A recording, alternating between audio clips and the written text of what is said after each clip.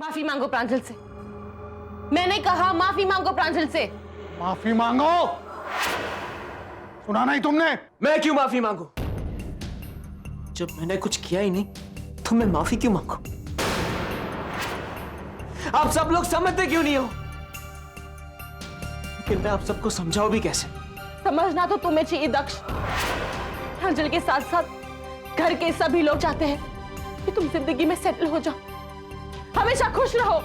मैं खुश रहना चाहता हूं पलक, और अगर आप लोग ये चाहते हो कि मैं खुश रहूं तो फिर मुझे अपना प्रोजेक्ट वापस दे दो। मुझे कुछ करने का एक मौका दो। प्रांजल, तुम वो प्रोजेक्ट दक्ष को दे चुके थे ना? नहीं बेटा पलक, प्रोजेक्ट मैं देव को दे चुका हूं। जब तक दक्ष अपनी सच्चाई को साबित नहीं करता, वो भरोसा फिर से हासिल नहीं करता, तब तक वो देव के अंडर काम करेगा।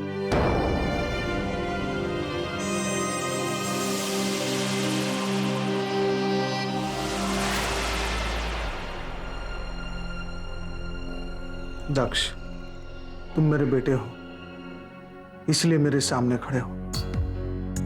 तुम्हारी जगह कोई और होता तो इस वक्त शायद जेल में सलाखों के पीछे होता।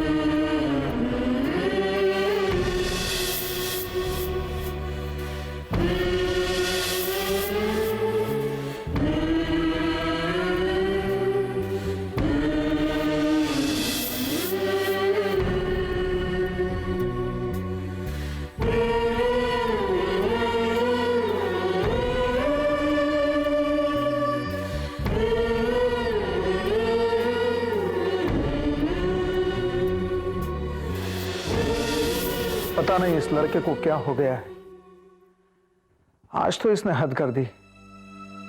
दक्ष को ऑफिस में ऐसा तमाशा नहीं करना चाहिए था। ये भी कोई तरीका है बड़ों से बात करने का? अब मामला हाथ से निकल गया है। अरे भला एक भाई दूसरे भाई को इस तरह से मारता है क्या? हम सब उसे सुधारने की कोशिश कर रहे हैं और वो दिन ब दिन बिगड़ता जा रहा है। उसे रास्ते पे लाने का एक ही तरीका है, हम उसकी शादी करवा दें। घर बसेगा तो जिम्मेदारियां अपने आप समझ में आ जाएगी। आप लोग ठीक कह रहे हो, हो सकता है शायद वो सुधर जाए। ठीक है, मैं बात करके देखता हूं उसके साथ।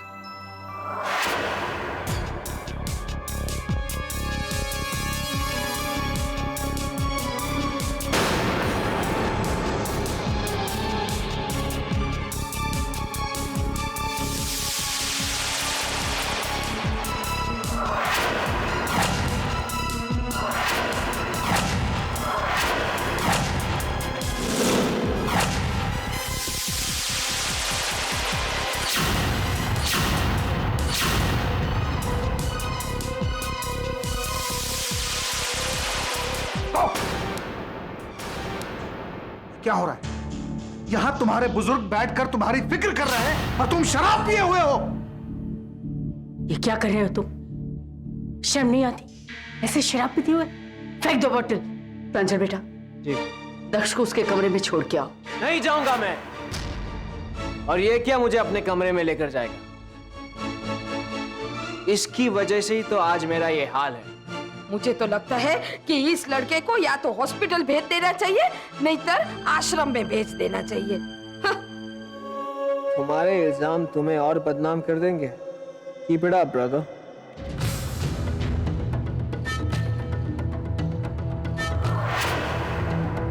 सबकी छुट्टी हो गई।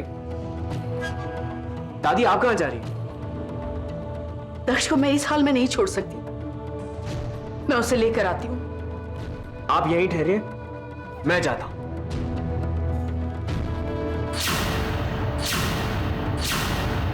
देखा, भाई हो तो ऐसा। कौन कहता है कि इस युग में राम नहीं है? मेरा प्रांजल मेरा राम ही है। दक्ष मेरे भाई, थैंक यू सो मच। अंदर तुमने जो गलतियां की उसके लिए thanks brother, thanks so much. सब लोग मुझ में गलतियां ही ढूंढते रहते और तुम में सबको अच्छाई और सच्चाई नजर आती, लेकिन जब सच्चाई सबके सामने आ जाएगी ना तो सब लोग तुम्हें धक्के मारकर इस घर के बाहर निकालेंगे। इसलिए डरो प्रांजल, क्योंकि तुम्हारा बुरा वक्त कभी भी शुरू हो सकता है। किसी को कुछ पता नहीं चलेगा और तुम किसी को मेरे बारे में बताओगे तो कोई तुम पर यकीन ही नहीं करेगा।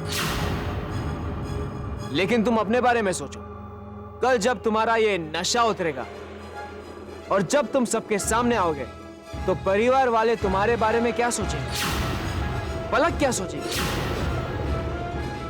अब एक काम करो, अपने कमरे में जाओ और चुपचाप बैठ जाओ।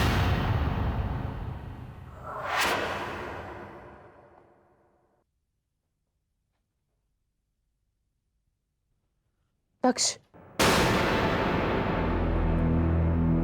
सॉरी प्रांजल, आग कब लग गई पता ही नहीं चला।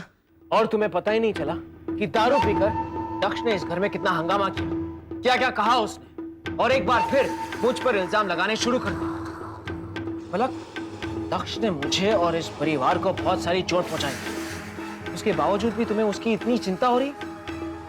उसके दुख को लेकर तुम इतनी दुखी क्यों हो रही? प्रांजल, दक्ष को सबने गलत समझ लिया। उसे काम करने के लिए वाकई में वो प्रोजेक्ट की जरूरत थी, और जब वो प्रोजेक्ट उससे छीन लिया गया तो वो टूट गया और इसलिए इस तरह से रिएक्ट कर बैठा। मैं मानती हूं उसने तुम पर हाथ उठाकर गलती की, लेकिन मैंने भी तो उस पर हाथ उठाया। तुमने जो किया सही किया। नहीं प्रांजल, जो गलती दक्ष ने की वही गलती मैंने भी की। दक्ष को सबने बहुत कुछ कहा। कल मैं दक्ष से बात करूंगी, कोशिश करूंगी कि उसे एक सही रास्ता मिल जाए। Good night. Sleep tight. सही रास्ता तो उसे तब मिलेगा जब मैं उसे मिलने दूंगा। उसके हर रिश्ते और रास्ते के बीच मैं खड़ा हूं।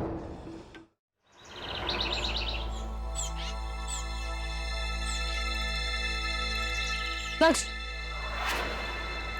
मुझे तुमसे बात करनी है।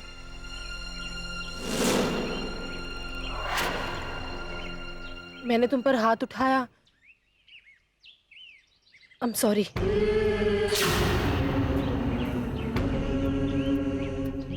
दक्ष, मेरी बात सुनो। मैंने भी कहा था, लेकिन किसी ने मेरी बात नहीं सुनी। उनके पास मुझे देने के लिए कुछ था, लेकिन तुम्हें देने के लिए मेरे पास कुछ नहीं है।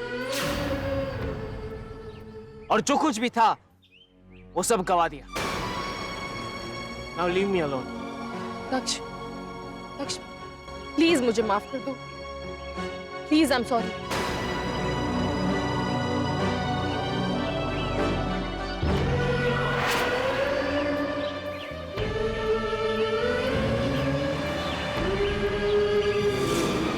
दादी, आप मेरे साथ मरीजों जैसा बर्ताव क्यों कर रही हैं? मैं बीमार नहीं हूँ और मैं छोटी बच्ची भी नहीं हूँ। बच्चे कितने भी बड़े हो जाएं, बड़ों के लिए हमेशा बच्चे ही रहते हैं। मुझे तो ऐसा लग रहा है जैसे मैं अपनी छोटी सी जानवी को खाना खिला रही हूँ। हाँ मेरा सोना बच्चा, अब ये जूस भी आपको पीना है। चलो जल्दी जल्दी जूस खत्म करो। जानवी, अब तुम्हारी तबीयत कैसी है? मैं ठीक हूँ। भैया, दक्ष भैया कहाँ है? मुझे कल से दिखाई नहीं दे। वो अभी अभी बाहर गया है। ऑफिस गया है। भैया, दक्ष भैया से कहना कि आज वो घर जल्दी आ जाएं, क्योंकि उन्होंने जो कल मुझे इंजेक्शन दिया था ना, उसके लिए मुझे उन्हें थैंक्स कहना है। मुझे बिल्कुल दर्द नहीं हुई थी। मैंने तय किया है, आज के बाद मैं इंजेक्शन उनसे ही लूंगी। पलक कहाँ है? किसी ने उसे देखा? हाँ, पलक को मैंने अभी कहीं बाहर जाते हुए देखा, लेकिन उसे देखकर ऐसा लगा नहीं कि वो कहीं दूर गई होगी। लेकिन जानवी, जाना तो तुझे चाहिए। तुम और देव कुछ दिनों के लिए बाहर क्यों नहीं घुमाते? जैसे हनीमून पे चली जाओ। हनीमून? हाँ हाँ वही। तुम दोनों को तो थोड़े दिनों के लिए हनीमून पे चला जाना चाहिए। नहीं, जानवी इस वक्त कहीं नहीं जाएगी। उसकी तबीयत अभी पूरी तरह से ठीक नहीं हुई। तुम भी तो अपने हनीमून पे नहीं गए। लो पलक भी आ गई। पलक, तुम लोगों को अपने हनीमून पे जाना है कि नहीं? दादी, मुझे तो लगता है इस घर से हनीमून का रिवाज ही खत्म हो गया है। मंजुला, जानवी की तबीयत ठीक नहीं है, ये दोनों हनीमून के बारे में सोच ही कैसे सकते हैं? मैं ठीक हूँ। मुझे लगता है पलक भाभी और प्रांजल भैया को कहीं बाहर जाना चाहिए। बेटा, एक बार तू ठीक हो जा, फिर वो दोनों जरूर चले जाएंगे। वैसे आइडिया बुरा नहीं है।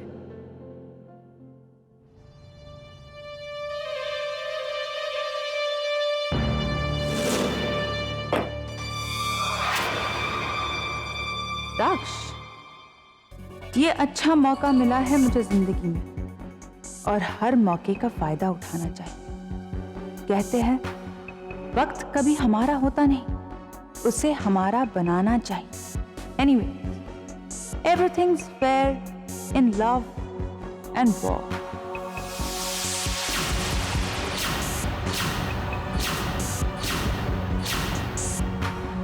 तुम यहाँ क्या कर रही हो? तुम्हारा पीछा। घर से ही तुम्हारा पीछा करे। जिस तरह घर वालों ने तुम्हारे साथ बिहेव किया, मुझे अच्छा नहीं लगा। सोचा आकर देख लूं, तुम सेफ तो हो। अच्छा किया ना? अरे हमारी माँ घरे जाने, वरना सब लोग परेशान हो जाएंगे। दक्ष, घर पर कोई परेशानी नहीं होगा। मैंने घर में सबसे कह दिया है कि मैं बाहर जा रही हूं। दरअसल बात यह है कि मैं तुम्हारे साथ कुछ वक्त बिताना चाहती थी। मैं अकेला रहना चाहता हूँ, so please leave me alone. एक कंडीशन पर हम घर जा सकते हैं। अगर तुम मेरे साथ घर चलो, एक बार तुम्हें घर सेफली पहुंचा दूं, फिर चैन की सांस लूंगी। ओके, चले? लेकिन शायद मैं घर खुद ही ना जाऊं। तो हो सकता है मैं भी घर ना जाऊं। दक्ष, मैंने घर वालों से कह दिया कि मेरी बेस्ट फ्रेंड की बर्थडे पार्टी है। हो सकता है घर आने में लेट हो जाए, और अगर वो ज्यादा फोर्स करे तो मैं रात वहीं स्पेंड करूं।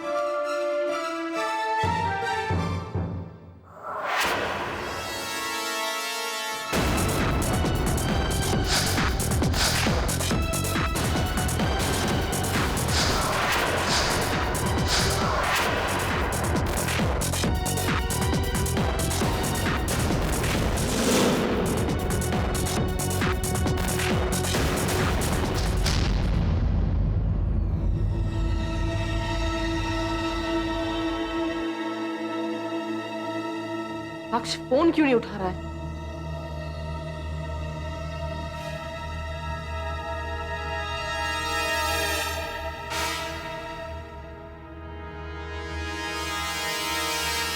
हेलो, दक्ष को फोन दो। क्या? दक्ष ऑफिस भी नहीं गया?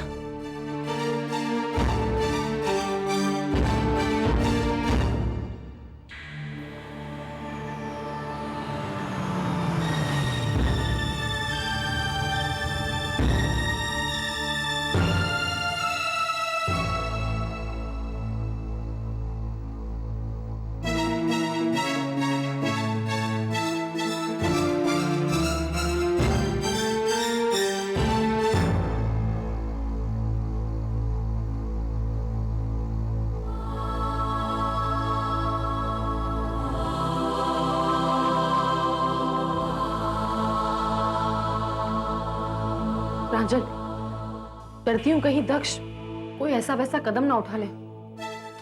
फिक्र मत करो पलक, सब ठीक हो जाएगा।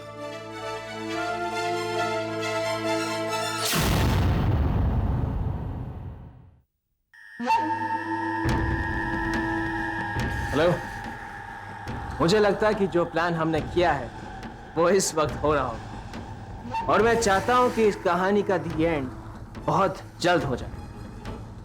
That's great. अब तो सब कुछ ही ठीक हो जाएगा। प्रांजल इज द बेस्ट।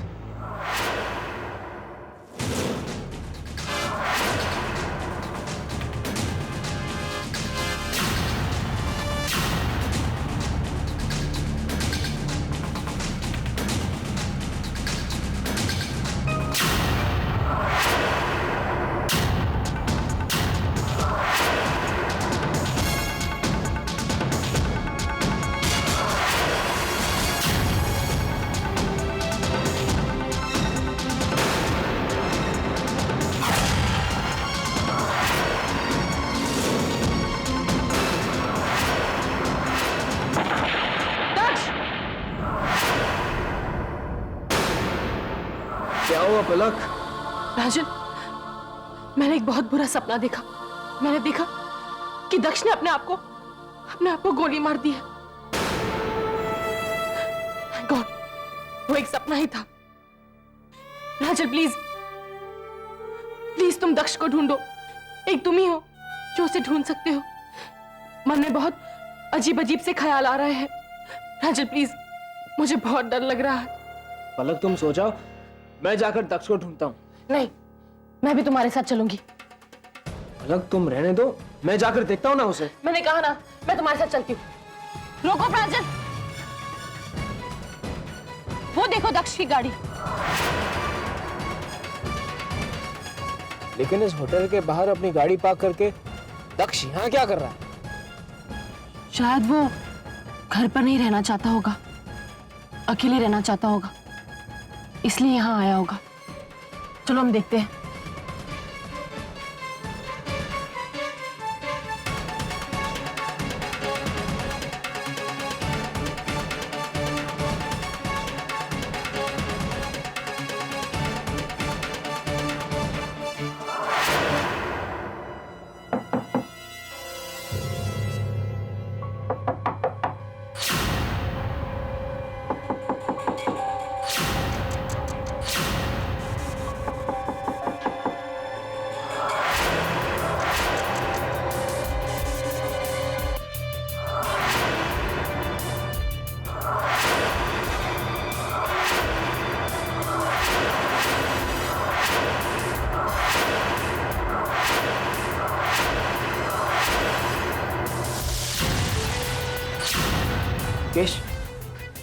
केशवी, तुम यहाँ क्या कर रही हो?